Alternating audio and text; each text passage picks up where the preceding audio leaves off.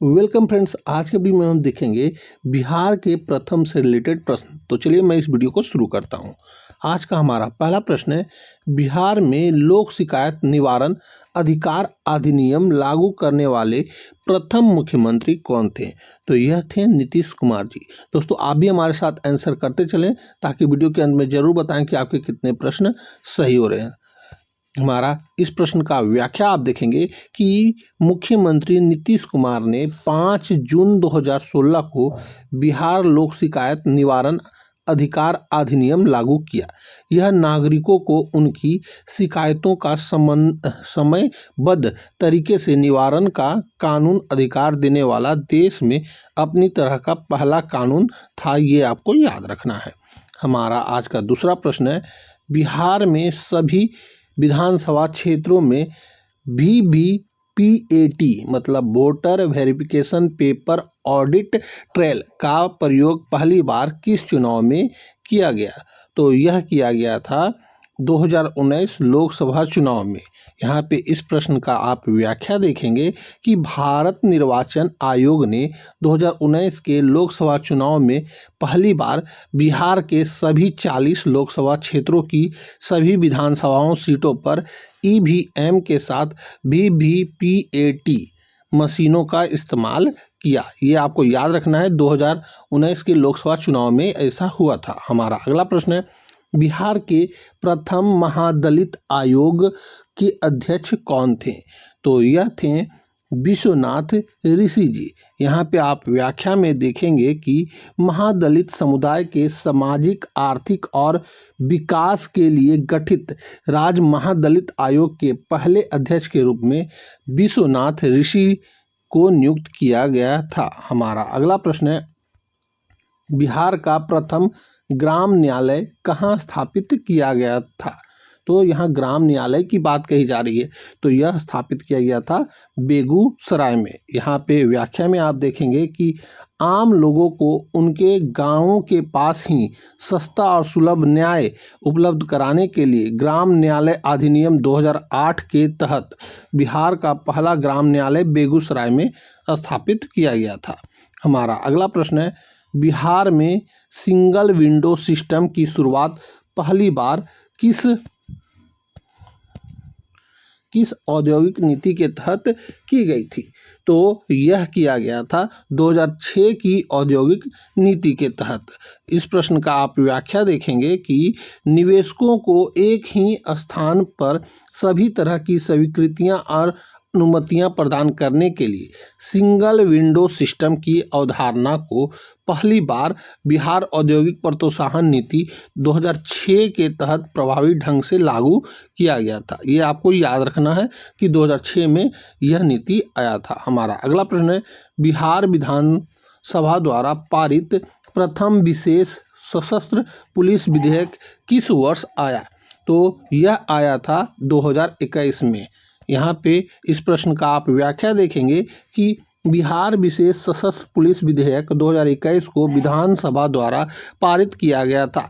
इसका उद्देश्य बिहार सैन्य पुलिस को अधिक शक्तियां देकर राज्य की औद्योगिक और महत्वपूर्ण प्रतिष्ठानों की सुरक्षा को मजबूती करना था। हमारा अगला प्रश्न है, बिहार में भूमि विवाद को कम करने के लिए प्रथम भूमि सर्वेक्षण और बंदोबस्त का काम किस जिले से प्रायोगिक तौर पर शुरू हुआ?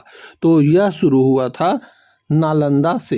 यहाँ पे आप व्याख्या देखेंगे कि बिहार में विशेष सर्वेक्षण एवं बंदोबस्त अधिनियम के तहत भूमि के आधुनिक सर्वेक्षण और चकबंदी का पहला प्रायोगिक कार्य नालंदा जिले से शुरू किया गया था। हमारा अगला प्रश्न है, बिहार के प्रथम मुख्यमंत्री कौन थे जिन्होंने विकास यात्रा का आयोजन किया? तो वह मुख्यमंत्री थे नीतीश कुमार।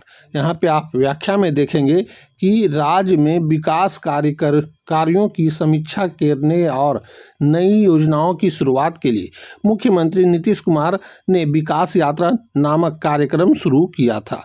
हमारा अगला प्रश्न है, बिहार में प्रथम अग्निशमन सेवा सप्ताह कब मनाया गया? तो यह मनाया गया 2012 में। यहाँ पे अग्निशमन सेवा संस्था की बात कर रही है, सप्ताह की बात की जा रही है। तो यहाँ इस प्रश्न का व्याख्या आप देखेंगे, आग से बचाव और सुरक्षा के बारे में जागरूकता फैलाने के लिए बिहार में पहली बार 14 से 20 अप्रैल 2012 तक अग्निशमन सेवा सप्ताह का आयोजन किया गया था। हमारा अगला प्रश्न है, बिहार के प्रथम पुलिस महानिदेशक यानी डीजीपी जिन्हें गुप्त संपारक के लिए जाना जाता है, कौन है? तो यह है अभयानंद जी। यहाँ पे व्याख्या में आप देखेंगे कि पूर्व डीजीपी अभयानंद को अभयानंदन सुपर 30 की तर्ज पर गुप्ता संपर्क नामक कार्यक्रम के माध्यम से गरीब बच्चों को इंजीनियरिंग की मुफ्त तैयारी कराने के लिए जाना जाता है। ये आपको याद रखना है।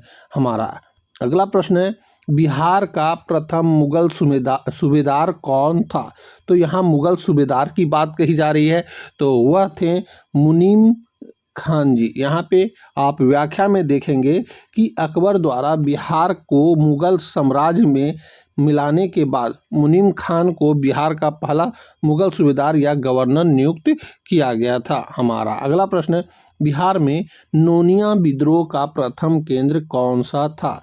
तो नोनिया विद्रोह का प्रथम केंद्र जो था वह था तिरहुत और सारण। यहाँ पे आप व्याख्या में देखेंगे कि सोरा उत्पादन से जुड़े नोनिया समुदाय से ने अंग्रेजों के शोषण के खिलाफ 18वीं सदी के अंत में पहला विद्रोह किया, जिसके प्रमुख केंद्र हाजीपुर यानी तिरहुत और सारण थे। हमारा अगला प्रश्न है, बिहार में पृथक प्रांत की मांग के लिए प्रथम सभा का आयोजन कहाँ हुआ था?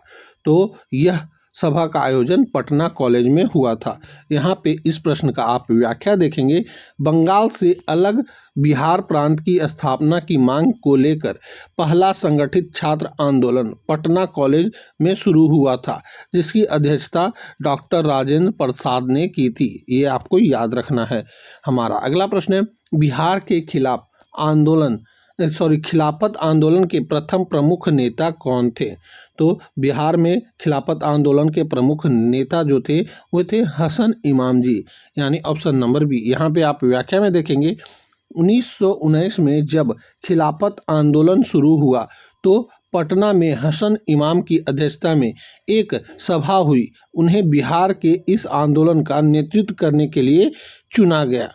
हमारा अगला प्रश्न है, बिहार में सविनय अवज्ञा आंदोलन के दौरान चौकीदारी के विरुद्ध प्रथम बड़ा आंदोलन कहाँ हुआ? तो बड़ा आंदोलन यह हुआ था बेगूसराय में। यहाँ पे व्याख्या देखेंगे कि सविनय अवज्ञा आंदोलन के दौरान बेगूसराय के बिहार क्षेत्र में चौकीदारी कर का भुगतान न करने को लेकर एक बड़ा और सफल आंदोलन हुआ, जो इस आंदोलन का एक महत्वपूर्ण हिस्सा बना। हमारा अगला प्रश्न है, बिहार में साइमन कमीशन के बहिष्कार के लिए आयोजित प्रथम सर्वदलीय बैठक की अध्यक्षता किसने की थी? तो यह किया गया था सर अली इमाम जी के द्वारा। यहाँ पे आप इस प्रश्न का व्याख्या देखेंगे कि 1928 में साइमन कमीशन के पटना आगमन पर उनके बहिष्कार की रणनीति बनाने के लिए आयोजित सर्वदलीय बैठक की अध्यक्षता सर अली इमाम ने की थी। यहाँ पे अगला प्रश्न हम अब देखेंगे कि बिहार के प्रथम नवपाषाणकालीन स्थल की खोज कहाँ हुई थी? तो नवपाषाणकालीन की खोज जो हुई थी यह चिराद सारण में हुआ था। यहाँ पे इस प्रश्न का आप व्याख्या देखेंगे, सारण जिले में स्थित चिराद बिहार का पहला खोजा गया महत्वपूर्ण नवपाषाण युगीन पुराना स्थल है, जहाँ से हड्डियों के उपकरण और मिट्टी के बर्तन बड़ी संख्या में मिले हैं। हमारा अगला प्रश्न है, बिहार में व्यक्तिगत सत्याग्रह के दूसरे सत्याग्रही कौन थे? तो यह थे डॉक्टर अनुग्रह नारायण सिंह जी। यहाँ पे इस प्रश्न का आप व्याख्या देखेंगे कि बिहार में व्यक्तिगत सत्याग्रह के प्रथम सत्याग्रही डॉक्टर श्री कृष्ण सिंह जी थे, जबकि दूसरे सत्याग्रही के रूप में डॉक्टर अनुग्रह नारायण सिंह को जाना जाता है, ये आपको याद रखना है।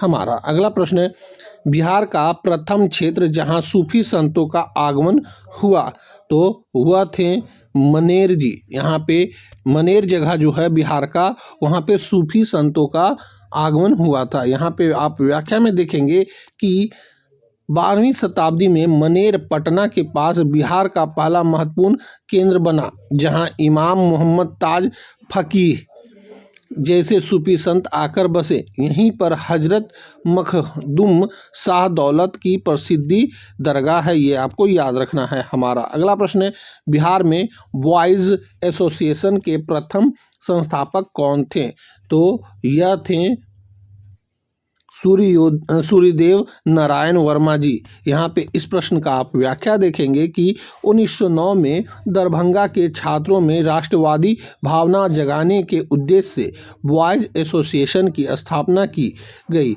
जिसके संस्थापक श्री सूर्यदेव नारायण वर्मा जी थे। हमारा अगला प्रश्न है, बिहार का दूसरा टाइगर रिजर्व यानी बाघ अभयारण्य कहाँ प्रस्तावित है, तो यह प्रस्तावित है कैमूर वन्यजीव अभयारण्य में। ये ऑप्शन नंबर बी इस प्रश्न का सही उत्तर हो जाएगा। यहाँ पे आप व्याख्या में देखेंगे, वाल्मीकि टाइगर रिजर्व के बाद राष्ट्रीय बाघ संरक्षण प्राधिकरण ने कैमूर वन्यजीव अभयारण्य को बिहार का दूसरा टाइगर रिजर्व बनाने की सैद्धांतिक मंजूरी दी है। हमारा अगला प्रश्न है, बिहार की पहली जीविका परियोजना किस अंतर्राष्ट्रीय संस्था के सहयोग से शुरू हुई, तो यह शुरू हुई है विश्व बैंक के सहयोग से। हमारा इस प्रश्न का आप व्याख्या देखेंगे कि बिहार ग्रामीण आजीविका परियोजना, जिसे जीविका के नाम से जाना जाता है, की शुरुआत 2007 में विश्व बैंक के वित्तीय सहयोग से हुई थी। इसका उद्देश्य ग्रामीण महिलाओं को स्वयं सहायता समूहों के माध्यम से सशक्त बनाना है। हमारा अगला प्रश्न है, बिहार का प्रथम कृषि रोड मैप किस अवधि के लिए लॉन्च किया गया था, तो यहाँ कृषि रोड मैप की बात कही जा रही है, तो यह लॉन्च किया गया था 2008 से 12 के लिए। यहाँ पे आप इस प्रश्न का व्याख्या देखेंगे कि बिहार में कृषि समग्र विकास के लिए पहला कृषि रोड मैप 2008 में लॉन्च किया गया था, जो 2012 तक चला। इसका उद्घाटन तात्कालिक राष्ट्रपति जो APJ अब्दुल कलाम ने किया था, ये आपको याद रखना है। हमारा अगला प्रश्न, बिहार का प्रथम बायोएथेनॉल प्लांट कहाँ स्थापित किया गया जो कि अनाज आधारित था, तो यह स्थापित किया गया था भोजपुर आरा में। यहाँ इस प्रश्न का आप व्याख्या देखेंगे, बिहार की इथेनॉल उत्पादन प्रोत्साहन नीति 2021 के तहत राज्य का पहला अनाज आधारित ग्रीनफील्ड इथेनॉल प्लांट आरा भोजपुर में स्थापित किया गया। हमारा अगला प्रश्न है, बिहार का प्रथम जिला जहां ड्रोन से भूमि सर्वेक्षण कार्य प्रारंभ हुआ, वह कौन सा है, तो वह है सुपौल जिला।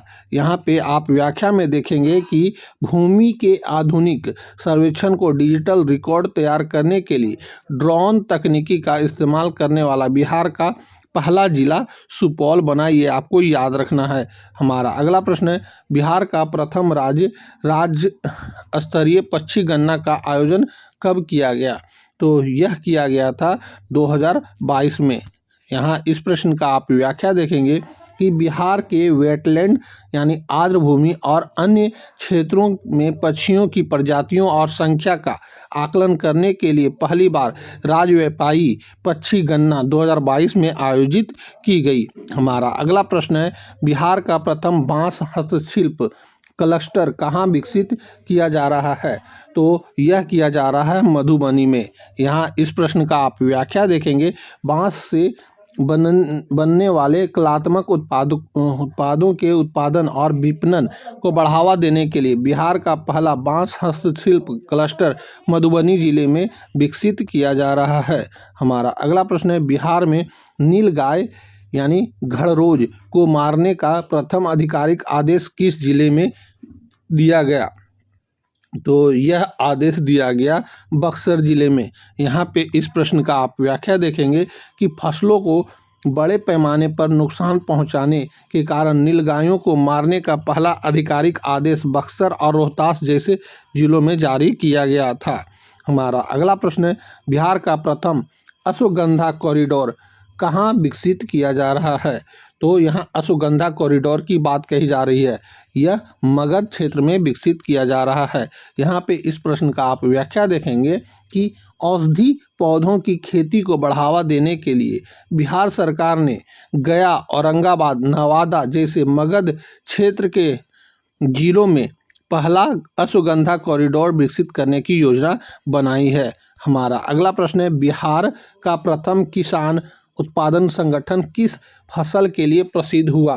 तो यह प्रसिद्ध हुआ था मशरूम के लिए। यहाँ पे इस प्रश्न का आप व्याख्या देखेंगे, बिहार में मशरूम की खेती को संगठित रूप देने और किसान को बेहतर बाजार उपलब्ध कराने में पहले सफल किसान उत्पादन संगठनों ने महत्वपूर्ण भूमिका निभाई। हमारा अगला प्रश्न है, बिहार का प्रथम स्किल यूनिवर्सिटी कहाँ स्थापित किया जा रहा है? तो ये कौशल यूनिवर्सिटी की बात कही जा रही है, विश्वविद्यालय की बात कही जा रही है। तो यह स्थापित किया जा रहा है दरभंगा में। हमारा अगला प्रश्न है, उससे पहले यहाँ पे इस प्रश्न का व्याख्या आप देखेंगे, युवाओं को रोजगारपरक व्यावसायिक प्रशिक्षण प्रदान करने और कौशल विकास को उच्च शिक्षा से जोड़ने के लिए बिहार का पहला कौशल विश्वविद्यालय दरभंगा में स्थापित किया जा रहा है। हमारा अगला प्रश्न है, बिहार सरकार द्वारा लॉन्च किया गया प्रथम मोबाइल ऐप जो कोविड-19 ट्रैकिंग के लिए था, वह कौन सा था? तो वह था संजीवन ऐप, यानी ऑप्शन नंबर बी। यहाँ पे इस प्रश्न का आप व्याख्या देखेंगे कि कोविड-19 महामारी के दौरान बिहार के स्वास्थ्य विभाग ने लोगों को कोरोना जांच, इलाज और बेड की उपलब्धता जैसी जानकारी प्रदान करने के लिए संजीवन नामक मोबाइल ऐप लॉन्च किया था। हमारा अगला प्रश्न है, बिहार का प्रथम डिजिटल बैंकिंग यूनिट किस शहर में खोला गया? यहाँ डिजिटल बैंकिंग यूनिट की बात कही जा रही है, तो यह खोला गया था पटना में। यहाँ पे इस प्रश्न का आप व्याख्या देखेंगे कि बैंकिंग सेवाओं को पूरी तरह से डिजिटल बनाने की पहल के तहत बिहार का पहला डिजिटल बैंकिंग यूनिट पटना में खोला गया, जहां सभी सेवाएं बिना किसी मानवीय हस्तक्षेप के मिलती है। हमारा अगला प्रश्न है, बिहार का प्रथम सेंटर ऑफ फ्लोरिकल्चर यानी पुष्प उत्पादन कहाँ स्थापित किया गया? तो यह स्थापित किया गया था नालंदा में। यहाँ पे इस प्रश्न का आप व्याख्या देखेंगे कि फूलों की खेती को वैज्ञानिक तरीके से बढ़ावा देने के लिए बिहार शरीफ यानी नालंदा के भागन बिगहा में राज्य का पहला सेंटर ऑफ फ्लोरिकल्चर स्थापित किया गया है। हमारा अगला प्रश्न है, बिहार का प्रथम विश्वविद्यालय जिसने विदेशी विश्वविद्यालयों के साथ मिलकर डिग्री कोर्स शुरू किया है, तो वह विश्वविद्यालय है नालंदा विश्वविद्यालय। यहाँ पे इस प्रश्न का आप व्याख्या देखेंगे, नालंदा विश्वविद्यालय की स्थापना ही अंतर्राष्ट्रीय सहयोग के आधार पर हुई और यह विदेशी विश्वविद्यालयों और विद्वानों के साथ मिलकर पाठ्यक्रम संचालित करने वाला बिहार का पहला विश्वविद्यालय है। हमारा अगला प्रश्न है, बिहार में आपदा प्रबंधन के लिए लॉन्च किया गया प्रथम चेतावनी ऐप कौन सा है? तो वह ऐप का नाम है इंद्रवज्र ऐप। यहाँ पे इस प्रश्न का आप व्याख्या देखेंगे कि वज्रपात यानी बिजली गिरने की घटनाओं से होने वाली मौतों को कम करने के लिए बिहार के आपदा प्रबंधन विभाग ने 20 से 25 मिनट पहले ही चेतावनी देने वाला इंद्रवज्र नामक मोबाइल ऐप विकसित किया है, ये आपको याद रखना है। हमारा अगला प्रश्न है, बिहार का प्रथम वंडर ऐप किस क्षेत्र के लिए लॉन्च किया गया था? तो यह लॉन्च किया गया था वंडर ऐप गर्भवती महिलाओं की देखभाल के लिए। यहाँ पे इस प्रश्न का आप व्याख्या देखेंगे कि गर्भवती महिलाओं की स्वास्थ्य संबंधित देखभाल और संस्थागत प्रसव को बढ़ावा देने के लिए स्वास्थ्य विभाग ने वंडर नामक एक मोबाइल ऐप लॉन्च किया है। वंडर का फुल फॉर्म यहाँ पे दिया हुआ है, आप देख लेंगे, women's network for diabetes empowerment and research, ये इसका फुल फॉर्म है। हमारा अगला प्रश्न है, बिहार का प्रथम डॉपर रडार मौसम की सटीक जानकारी के लिए कहाँ स्थापित किया गया? तो यह स्थापित किया गया है पटना में। हमारा अगला प्रश्न है, इससे पहले आप व्याख्या देखेंगे, मौसम के पूर्वानुमान को आधुनिक सटीक बनाने के लिए बिहार का पहला डॉपर वेदर रडार मौसम विज्ञान केंद्र में स्थापित किया गया। हमारा अगला प्रश्न है, बिहार का प्रथम समुदाय रेडियो स्टेशन किस नाम से शुरू हुआ? तो वह रेडियो स्टेशन शुरू हुआ रेडियो अपन के नाम से, यानी ऑप्शन नंबर सी। यहाँ पे इस प्रश्न का व्याख्या आप देखेंगे कि रेडियो अपन को बिहार के शुरुआती और पहले सफल सामुदायिक रेडियो स्टेशनों में से एक माना जाता है, जिसने स्थानीय भाषा और संस्कृति को बढ़ावा दिया। हमारा अगला प्रश्न है, बिहार का प्रथम वर्चुअल कोर्ट किस जिले में शुरू किया गया? तो यह शुरू किया गया है भागलपुर में। यहाँ पे इस प्रश्न का आप व्याख्या देखेंगे, ट्रैफिक नियमों के उल्लंघन जैसे छोटे मामलों के त्वरित निपटाने के लिए बिहार में पहली बार वर्चुअल कोर्ट की शुरुआत भागलपुर जिले से की गई। हमारा अगला प्रश्न है, बिहार की प्रथम महिला जो आयरन मैन ट्रायथलॉन प्रतियोगिता पूरी करने वाली बनी? तो यह है प्रति प्रियदर्शनी। यहाँ पे इस प्रश्न का आप व्याख्या देखेंगे, औरंगाबाद की प्रीति प्रियदर्शनी ने दुनिया की सबसे कठिन मानी जाने वाली आयरन मैन ट्रायथलॉन प्रतियोगिता, जिसमें तैराकी, साइकिलिंग और दौड़ शामिल है, को सफलतापूर्वक पूरा किया। वह यह उपलब्धि हासिल करने वाली बिहार की पहली महिला है। हमारा अगला प्रश्न है, बिहार का प्रथम ब्लैक बक मतलब काला हिरन संरक्षण केंद्र कहाँ स्थापित किया जा रहा है? तो यह स्थापित किया जा रहा है बक्सर में। हमारा इस प्रश्न का आप व्याख्या देखेंगे, काले हिरनों की बढ़ती आबादी को देखते हुए उनके संरक्षण के लिए बिहार का पहला black buck rescue centre Buxar में स्थापित करने की योजना है।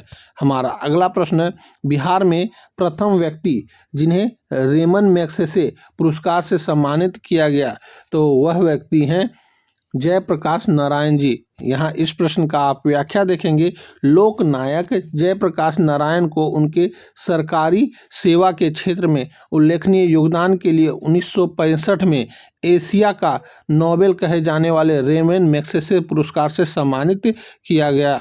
हमारा अगला प्रश्न है, बिहार का प्रथम खादी वस्त्र जिसने विश्व का सबसे बड़ा ध्वज बनाया वह है? तो वह है खादी, यानी ऑप्शन नंबर सी इस प्रश्न का सही उत्तर हो जाएगा। यहाँ पे इस प्रश्न का आप व्याख्या देखेंगे, मुंबई में भारतीय नौसेना दिवस पर प्रदर्शित दुनिया का सबसे बड़ा राष्ट्रीय ध्वज खादी के कपड़े से बना था, जिसे बिहार सहित देश के विभिन्न खादी संस्थानों ने तैयार किया था। हमारा अगला प्रश्न है, बिहार का प्रथम टॉय ट्रेन किस स्थान पर शुरू किया गया? तो यह शुरू किया गया था राजगीर नेचर सफारी में। इस प्रश्न का सही से व्याख्या आप देखें कि पर्यटकों को विशेषकर बच्चों को आकर्षित करने के लिए बिहार की पहली टॉय ट्रेन राजगीर स्थित नेचर सफारी में शुरू की गई है। हमारा अगला प्रश्न है, बिहार से भारतीय महिला क्रिकेट टीम में चयनित होने वाली प्रथम खिलाड़ी कौन है? तो उनका नाम जो है वह है राजलक्ष्मी जी। यहाँ पे इस प्रश्न का आप व्याख्या देखेंगे, सुपौल की राजलक्ष्मी का चयन भारतीय महिला क्रिकेट टीम के लिए हुआ, जिससे वह यह उपलब्धि हासिल करने वाली बिहार की पहली महिला क्रिकेटर बनी।